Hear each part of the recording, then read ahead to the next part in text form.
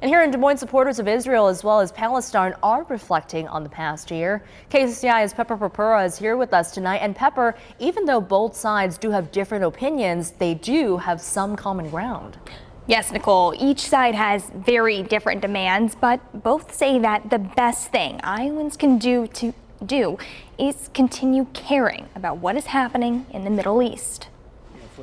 Multiple times each day, all the time, and it's a constant reminder. Notifications on Jared Bernstein's phone pull his thoughts to a conflict happening across the globe. Not an hour goes by where I don't think about what's going on in Israel right now. Rob Packnett says he's always wondering in the back of his mind if his friends living in what has become a war zone are okay.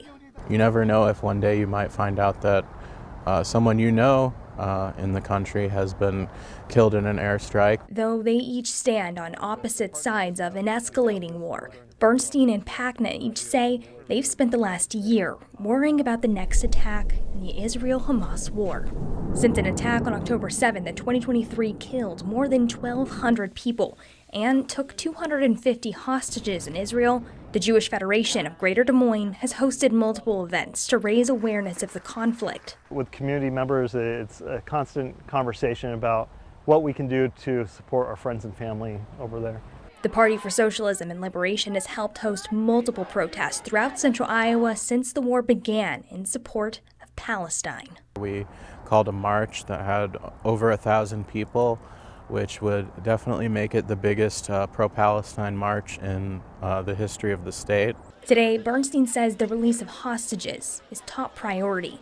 Packnett says ending U.S. support to Israel is the most immediate way to save lives. But the greatest way both say Iowans can help address what is happening is to care.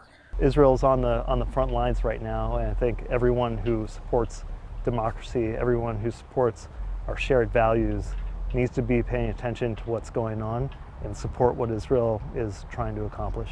Apathy is a privilege that many people don't have.